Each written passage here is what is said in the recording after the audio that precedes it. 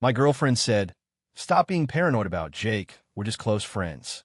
I said, "Cool. Then you won't mind if I'm close friends with his girlfriend." What happened at our double date had her seeing red. Original post. I, 31 male, am in the process of disentangling my life, and I guess I just need to write this down to make sure I'm not the crazy one. My girlfriend, Clara, 29, and I have been living together for about 2 years in an apartment that I was already in before she moved in. Things were, I thought, pretty great. Comfortable, easy. We were planning a trip for next spring. And then, about 6 months ago, her work husband Jake started taking up all the oxygen in our lives. At first, it was just annoying. Jake said the funniest thing in the meeting. "Jake and I are grabbing lunch. Jake is having trouble with his landlord. I need to take this." Fine. Whatever. He's a colleague. But it escalated. It became late-night texts that made her laugh, but she'd angle the phone away if I glanced over. It was her bailing on a dinner with my parents at the restaurant because Jake had a major emergency, which turned out to be his cat throwing up on his rug. He needed emotional support. I tried to talk to her multiple times. "Hey, Clara, the amount of time you spend talking to Jake feels like a lot. It's cutting into our time. It makes me uncomfortable." The response was always the same, delivered with an eye roll that could power a wind turbine. "Oh my God, stop. Stop being so paranoid. He's my best friend. It's not like that. You sound jealous. He's just Jake. We're just close. You're trying to control me, and I don't like it. It's 2024. Men and women can be just friends. You're the one being weird and insecure." The gaslighting was masterful. I'd end up apologizing just to end the fight. I started to believe it. Maybe I was the paranoid, insecure boyfriend. Maybe I was old-fashioned. Then, 3 weeks ago, I was at a happy hour for my own job at a big downtown bar. And I saw them, Clara and Jake, in a corner booth with another couple. Clara had told me she was working late on a big project. I watched for a minute, my stomach turning into a cold, hard knot. I saw Jake, who was sitting next to another woman, lean over and whisper something in Clara's ear. I saw Clara laugh and put her hand on his knee. His knee, while his date or girlfriend or whatever was right there, watching her own menu like it held the secrets to the universe. I saw Clara. I saw Jake. But mostly I saw the other woman. She had this tight, bright, miserable smile plastered on her face. And I recognized it. It was the same smile I'd been practicing in the mirror. Clara and Jake got up to play darts, laughing and bumping hips. I walked over to the table. "Hi," I said to the woman. "I'm Liam. I'm Clara's boyfriend." Her eyes went wide. "I'm Maya. I'm Jake's girlfriend." We just stared at each other for a solid 10 seconds. "They're just close friends," I said, making air quotes. Maya let out a sound that was half laugh, half sob. "That's what he tells me. Stop being paranoid, Maya. She's just Clara." He really said that. Stop being paranoid. Weakly, she said, finally looking me in the eye. It's his favorite. "I'm so sorry," I said. "Me too," she replied. Clara and Jake came back, their faces dropping when they saw me. "Liam," Clara said, her voice unnaturally high. "What you doing here?" "My work event," I said calmly. "Hi, Jake. You must be the close friend." Jake just kind of grunted. "This is Maya," I said, gesturing to her. "Jake's girlfriend." I was just introducing myself. The air was so thick you could have sliced it. "Well, this is weird," Clara said, forcing a laugh. "Small world." "Yeah, hilarious," I said. "Well, I'm heading out. You guys have fun, working on your project." I looked at Maya. "It was really nice to meet you, Maya." "You too, Liam." I went home. I didn't text Clara. I just thought. The next day, I found Maya on social media. Her profile was public. I sent her a message. "Hey, Maya. Liam here. What I saw last night, it's not okay. I'm not going to tell you what to do about Jake, but I'm done being made to feel crazy by Clara. I have an idea, but it's a little theatrical, and it would require your help. No pressure at all, but if you're tired of being paranoid, let me know." She replied an hour. "I'm in. What's the plan?" A few days later, I brought it up with Clara. "Hey, I was thinking, I was a total jerk about Jake." "You're right. It's 2024. I was being insecure." Clara was visibly relieved. "Oh, wow, Liam. Thank you. That means a lot." "Yeah," I said. And I feel bad for being so weird to your friend. And I met his girlfriend, Maya. She seems really cool. I was thinking I should make an effort. Maybe I should, be close friends with her. To show I'm not the jealous type. Clara's smile twitched. What? You want to be friends with Maya? Yeah, we're all adults, right? We can all be friends. You're close with Jake. I'll be close with Maya. It'll be great. We can all hang out. She was trapped. How could she possibly say no? Oh, yeah. Yeah, that's really mature, Liam. Wow. Okay. Cool. Cool, I said. So I started. I'd text Maya. Strictly platonically. We were actors in a play, and we never broke character. Hey, Maya, just saw a hilarious video of a corgi. Reminded me of that story you told. Hey, I'm at the grocery store. Do you need anything? Work stress is killing me. Want to grab a we're just friends coffee and vent? And I made sure Clara saw. I leave my phone, screen up, on the coffee table. The first time she saw a text from Maya, she said, "Oh, you're really talking to her." Yeah, she's great. Really funny. It's nice to have a friend, Right. A friend. Last week, I came home a little late. Where were you? Clara asked, her voice a little tight. Oh, just helping Maya build an IKEA bookcase. It was a nightmare. We laughed so hard. Her landlord is a piece of work. I was just giving her some advice. You went to her apartment? To build furniture. Yeah, that's what close friends do, right? You helped Jake with his cat barf emergency. This is just a bookcase emergency. Stop being paranoid, Clara. Her face was priceless. She knew exactly what I was doing, but she couldn't say a word. The final act is tonight. Babe, I called out an hour ago. I made a reservation. 4-4. 4? For who? Us. And our close friends. Jake and Maya. I cleared it with Maya already. A real double date. So we can all finally hang out as one big, happy, totally not weird at all family. Isn't this great? Clara is in the bathroom now, putting on makeup like she's going to war. I'm just sitting here, waiting. This is either going to be the most cathartic night of my life, or an absolute train wreck. Honestly, I'm good with either. Update 1, 2 days later. Well, it was, in fact, an absolute train wreck. And it was glorious. We got to the restaurant. It's a nice Italian place, the kind with tablecloths and waiters who grate the cheese for you. Not crazy expensive, but serious enough that you can't just bolt. Maya and I had arrived together. We just grabbed a drink nearby first. Since we're friends, I told Clara, who was gripping her menu so hard her knuckles were white. Jake and Clara showed up a few minutes later. The vibe was tense. So, glad we could all do this, I said, all smiles. Clara, you look nice. Thanks. She clipped. Maya, you look great too, I said, smiling at her. Thanks, Liam. You too. Did you iron this shirt yourself? Maya asked, leaning in. I did, actually. Impressed. Very. You missed a spot on the collar, but A for effort. Let me. And she reached over, very slowly, and just brushed her fingers against my collar, straightening it. It was the most innocent, non-sexual, platonic touch imaginable. Clara slammed her water glass down. Okay, what is this? She hissed. What's what? I asked, all innocence. My collar was crooked. Maya was just fixing it. Like a friend. Jake, Clara snapped. Are you seeing this? Jake, to his credit, just looked like he wanted to be vaporized. Clara, come on. Let's just order. No, he's doing it on purpose. You're flirting with her. Right in front of me. I turned to her, my voice calm and reasonable. The same voice she'd used on me a dozen times. Babe, don't be paranoid. We're just close. It's how we are. You sound really insecure right now. Are you trying to control who I'm friends with? I watched the blood drain out of her face. She knew the words. They were her words. She just stared at me. You, she whispered. You think you're so clever. I'm just being a close friend, I said.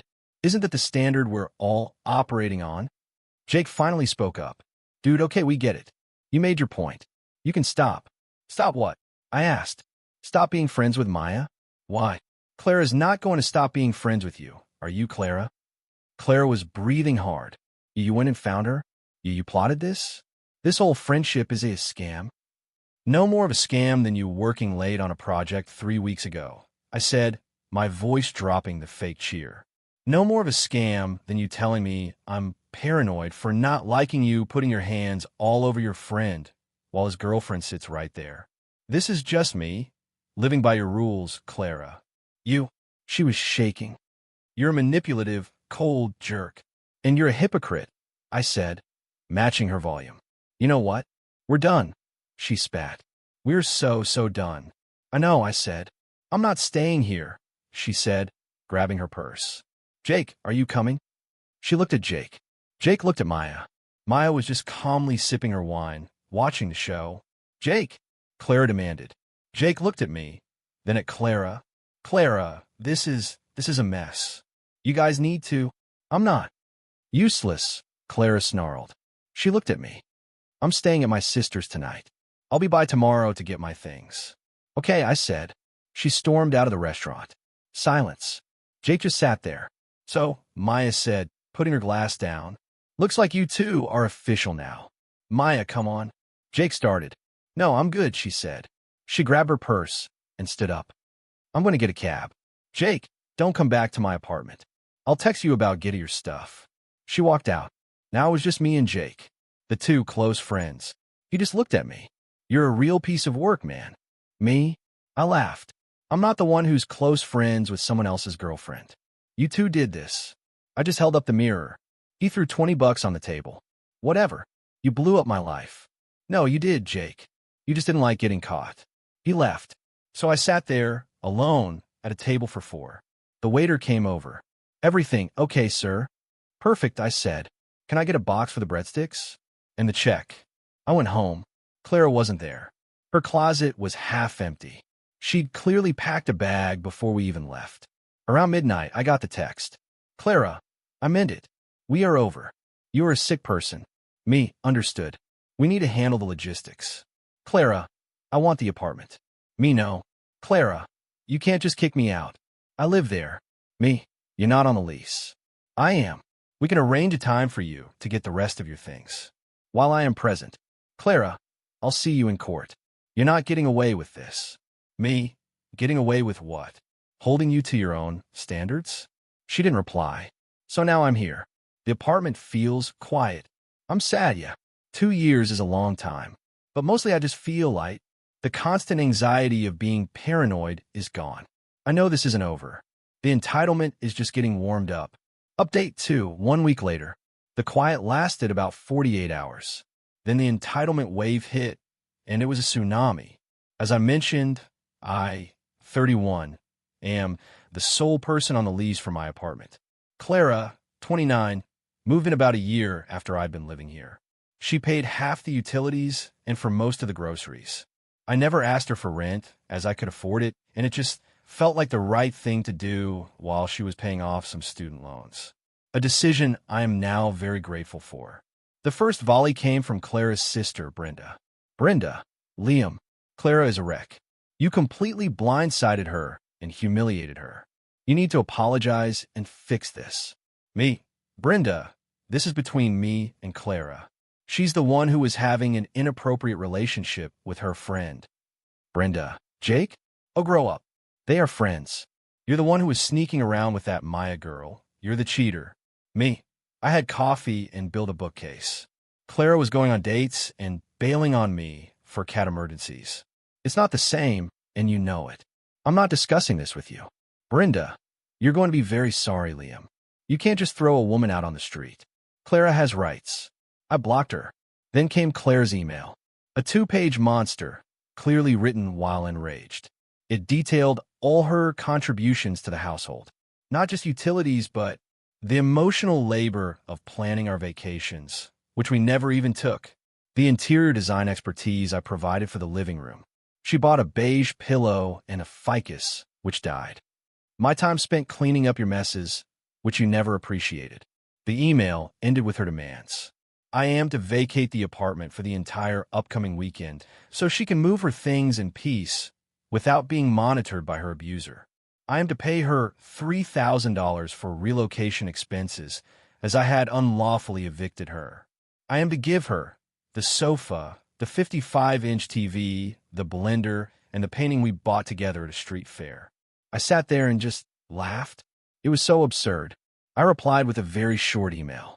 Clara, I will be present when you retrieve your personal belongings. Please let me know what day and time works for you. I am not evicting you. You texted me that we are over and you moved out. I'm not paying you $3,000. The sofa, TV, and blender are mine, purchased before you moved in. I have receipts. The painting we bought together. It cost $300. You could buy my half for $150, or I'll buy yours. Liam. The response was nuclear. A 30-minute phone call. I let go to voicemail, which was just 30 minutes of her alternating between crying and screaming that I was a petty, cold-hearted monster and a thief. She finally texted, "Fine. Saturday, 10 a.m. And you'd better have my $150 ready for the painting because I'm taking it." Me. That's not what I said. You pay me if you want to take it. Clara, you're delusional. Saturday at 10 a.m., my buzzer rings. I let her up. And who is with her? Jake, of course. He's holding a dolly, looking like he'd rather be having a root canal. Clara, I said, blocking the doorway. He's not coming in. I need help carrying my things. That's fine. You can bring your things to the doorway, and he can take them from there. He is not setting foot inside my apartment. You can't be serious. I'm completely serious. After everything? No. He stays in the hall. Jake just shrugged, leaning against the wall. I'll wait here, Qley. She shot him a look of pure venom, then pushed past me. The next hour was hell. She went through every room, grabbing her stuff.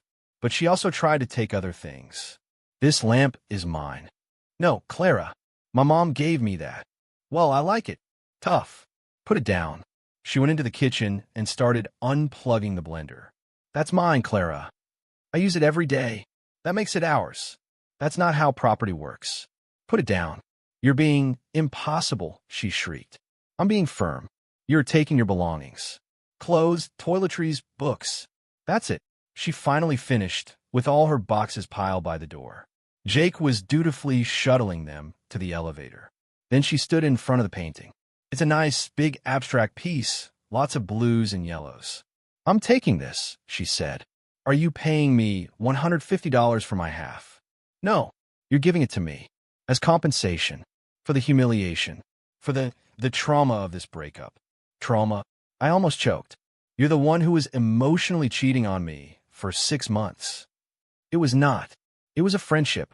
Something you clearly don't understand. I understand it perfectly now, I said. You don't get the painting unless you pay me. Or I can sell you $150 and you can sign a note saying it's all mine. I hate you, she said, her voice low. The feeling is mutual. Now get out. She grabbed her last box and stormed out, slamming the door so hard the painting rattled on the wall. I thought it was over. I was wrong. That was just the appetizer. This Tuesday, I got a registered letter. A cease and desist from some low-rent lawyer. It claimed I was harassing her by, get this, withholding her personal property, the painting, and refusing to return her financial contributions to the shared domicile, the $3,000 she invented. It was all legal-sounding nonsense, designed to scare me. I had to call a lawyer. I had to pay a $400 consultation fee just to have him laugh and say, she has no case. This is a shakedown.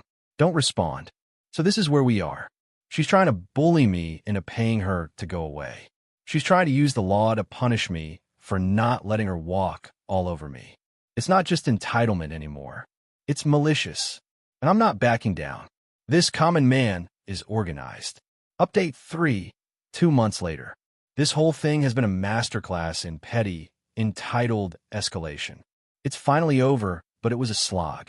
A week after I got this cease and desist, which I ignored per my lawyer's advice, I was served with papers. Clara, 29, was taking me to small claims court. She was suing me for $5,000. The claim list was incredible. It was a work of pure fiction. $1,500 for her half of the security deposit. I paid the entire deposit 2 years before she moved in. I have the bank statement. $1,000 for wrongful eviction and emotional distress. She left. She broke up with me. I have the texts. $2,500 for community property she was forced to leave behind.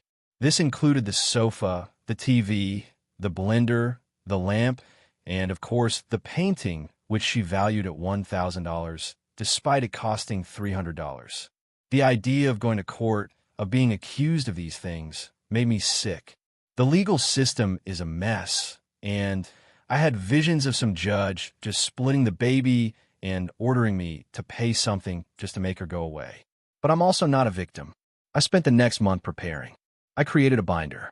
Tab A, the original lease, in my name only, dated 2020. Tab B, the bank statement showing my payment for the full security deposit. Tab C, receipts. The sofa, 2019. The TV, 2020. The blender, a gift from my sister with a card. The lamp from my mom. Tab D, the text messages. All of them. Her, stop being paranoid. He's just a friend. Me, this makes me uncomfortable. Her, we are so done. I'm staying at my sister's. My lawyer told me to include this one. My email exchange offering to split the cost of the only shared asset, the painting. Tab E, the receipt for the painting. $300. And the Zelle transaction from her, dated the next day, for $150, with the memo painting. I was ready. D-Day.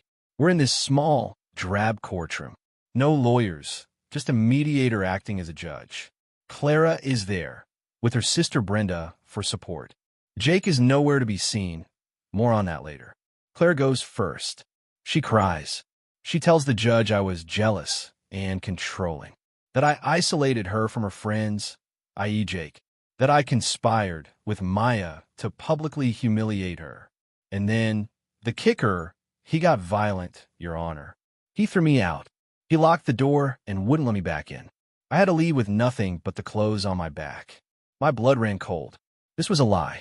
A dangerous, life-altering lie. Brenda nodded solemnly from the back row. It was my turn. I was shaking, but I just opened my binder. Your Honor, this is not what happened. I calmly presented the lease, the deposit payment, then the texts. This is the text from Ms. Clara on the night of the double date, stating we are so done. And this is the text from her. I'm staying at my sister's tonight. She was never locked out. She left. The judge read them. His face was unreadable. And her claim of community property, I said, my voice getting stronger. Here are the receipts for the sofa, the television, and the blender, all purchased by me before she moved in. What about the painting? The judge asked. The painting, I said, is the only thing we own together. It cost $300. Here is the receipt. And here, I pulled out the final page, is the Zelle transaction from Ms. Clara for $150 for her half. I never withheld it. I offered to buy her out or have her buy me out. She refused. The judge looked at Clara. Ma'am, you're claiming he withheld a painting that you co-own, and you're suing him for $1,000 for it. He was being difficult. Clara stammered. The tears were gone. And you're claiming wrongful eviction when you have, in writing, told him the relationship was over and you were leaving? He made me say that. He manipulated me. And you're suing for a security deposit you never paid? I paid him cash. Do you have a receipt? No. Who gets a receipt from their boyfriend? I do, I said, pulling out a small notebook. Here's my ledger of all her utility payments, which she sent via Zelle. Not a single cash payment. Not a single payment for rent or deposit. The judge sighed. He'd seen this 100 times. Case dismissed. All claims. Ms. Clara, you have no right to any of the property you listed, as it belongs to Mr. Liam. You have no claim to the deposit. You were not evicted. He looked at me. As for the painting, it's a shared asset. You two need to figure it out. I can't order one of you to sell to the other. My advice is to sell it and split the money. But this case is over. He banged his gavel. Clara was livid. She was bright red. You liar, she screamed at me, right there in the hall. You brought receipts? What kind of psycho keeps receipts? An organized one, I said. It's over, Clara. Go away. This isn't over. Brenda yelled, getting in my face. You'll pay for this. No, he won't, I said. He just won. Now if you'll excuse me. I walked away. The revenge? It's not some big, flashy win. It's that her lies didn't work. Her entitlement hit a brick wall called documentation. She didn't get a payout. She just lost. She exposed herself as a liar and a grifter in a court of law, all for nothing. She tried to use the system against me, and the system, for once, actually worked. I heard from Maya a few days later. She dumped Jake right after the double date. Apparently, he and Clara did try to make a go of it. It lasted about 3 weeks until they realized that what they liked was the sneaking around, not each other. Jake's emotional support was just a ploy for attention, and Clara's close friendship was just a safety net she was building. Once it was their only option, they couldn't stand each other. Last Maya heard, Jake was trying to get back with her. She blocked him. As for the painting, I texted Clara one last time. My offer stands. $150 and I'll drop it at your sister's curb. Or you can give me $150 and come get it. Or we could just cut it in half. Your call. She sent me $150. She came by the next day. While I was at work, I left it with my building manager and picked it up. She got her stupid painting. And I got my $150, which perfectly covered my initial lawyer consultation and my court filing fees. I don't feel like a hero. I just feel done. I'm at $150, my half of the painting. But I'm free. My apartment is mine. My sofa is mine. My blender is mine. And my paranoia is gone, replaced by a healthy, new, and extremely well-documented sense of self-preservation. Last night, Maya and I went out for that coffee. We're just friends. For real. And it's nice.